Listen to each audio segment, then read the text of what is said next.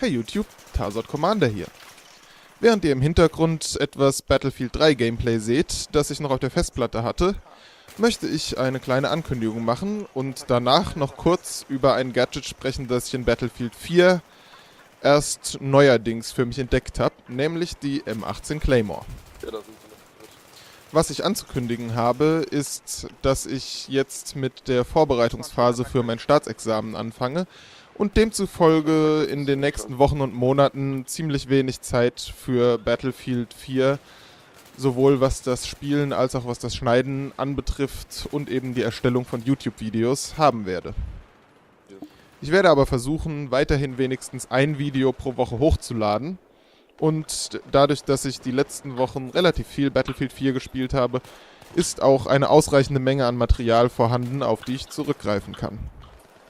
Es bedeutet allerdings, dass ich keine Videos zu gerade neu herausgekommenen Sachen, wie zum Beispiel irgendwelche Details von China Rising machen werde. Ich habe schon ein bisschen gespielt und es wird wahrscheinlich in späteren Folgen von 100 Kills vorkommen.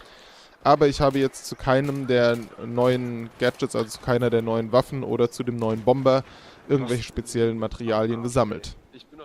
Solche Sachen werden also, wenn überhaupt, erst irgendwann im Laufe des nächsten Jahres kommen. Generell sage ich schon mal, dass mir China Rising ziemlich gut gefällt. Die Maps sehen überwältigend aus und sie sind riesengroß. Und alles, was ich bis jetzt erlebt habe, spielt sich wirklich gut. Also ich bin schon ziemlich zufrieden mit dem DLC, auch wenn jetzt der Bomber, auf den alle gewartet haben, nicht so wahnsinnig viel hergibt. Kommen wir jetzt aber zu was anderem aus Battlefield 4. Wie anfangs angekündigt, wollte ich noch etwas zur M18 Claymore Anti-Infanterie-Mine sagen. In Battlefield 3 habe ich die Claymore zwar auf Infanterie-Maps häufig mitgenommen, weil ich als Support nicht der Typ war, der versucht, gegen feindliche Fußsoldaten C4 einzusetzen. Aber ich hatte trotzdem keinen wahnsinnig großen Spaß mit ihr, weil sie ein paar Schwächen hatte. Das Hauptproblem war, dass die Claymore in Battlefield 3 verschwunden ist, sobald man gestorben ist. Und das war gerade auf infanterielastigen Maps, wo sie eigentlich eine attraktive Waffe gewesen wäre, ein ziemliches Problem, weil es so ist, man stellt sie irgendwo an einen guten Platz, stirbt dann, ohne dass die Claymore einen Kill gemacht hat, und wenn man wieder neu einsteigt, ist sie weg. Man ist dann irgendwo anders, stellt sie da vielleicht notgedrungen hin, oder man nimmt sich vor, sie irgendwo an einen günstigeren Platz hinzustellen, wird erschossen, bevor man da hinkommt oder so. Da gab es wirklich ziemlich viele Fälle, die dafür gesorgt haben, dass die Claymore nicht so gut funktioniert hat und dass sie letztlich vor allem für Leute nützlich war, die in irgendeinem Haus zum Beispiel gecampt haben und den Eingang vermint haben, sodass ihnen niemand in den Rücken fallen konnte. Das war aber nicht mein Spielstil, deswegen habe ich sie relativ selten eingesetzt. Die entscheidende Änderung in Battlefield 4 ist dementsprechend auch, dass die Claymore nicht mehr verschwindet, wenn man stirbt. Das heißt, wenn man sie irgendwo hinstellt, bleibt sie so lange da, bis sie in irgendeiner Form zerstört wird, also entweder weil eine Granate oder etwas derartiges in ihrer Nähe explodiert und sie mitreißt, oder weil eben jemand reinläuft.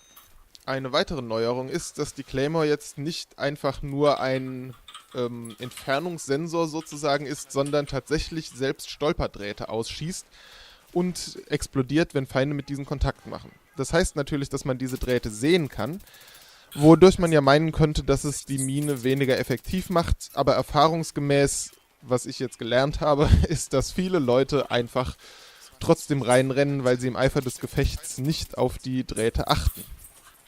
Somit ist die Claymore also, obwohl sie theoretisch einfacher zu entdecken ist, deutlich effektiver als in Battlefield 3. Und das könnt ihr im nachfolgenden Clip sehen. Hier könnt ihr nochmal sehen, wie die Claymore ihre Drähte ausfährt, nachdem sie aufgestellt wurde. Und jetzt folgt noch eine Sequenz auf Operation Locker, die eine Situation zeigt, wie man sie auf dieser Map häufig hat, nämlich, dass es sich irgendwo ein bisschen festgefahren hat und die Gegner mit aller Gewalt versuchen durchzubrechen. Und da gibt es einfach massenhaft Durchgänge, wo man Claymores hinstellen kann, in die die übereifrigen Gegner dann prompt reinrennen. Ich hoffe, das Video hat euch gefallen. Wenn dem so ist, klickt den Gefällt-mir-Button. Und wenn ihr Interesse an weiteren Videos habt, klickt abonnieren. Bis zum nächsten Mal. Was steht ihr denn mitten in der Tür, Junge? Die sind bei uns schon bei der Heimatbasis, ja. Killen uns da. Ja, rennt aber schön in die Claymores weiter rein. Ach komm, ne. Ich mach gerade meine Da ganzen ist noch Kills ein mit Claymores, auf ey. dem Berg.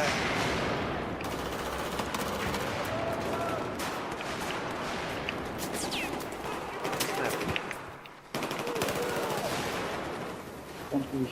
Kommt jetzt entgegen. Hinter uns ist irgendwo einer, aber ich weiß nicht wo. Alter, wie ich hier gerade die Claymore-Kills sammle, ist einfach nur geil.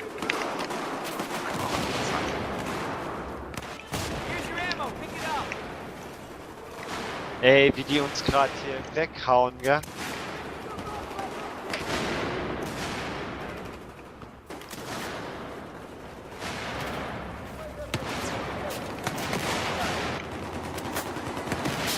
Ich sehe gar nichts mehr, ich sehe nur noch weiß, gell, wenn ich da rumlaufe.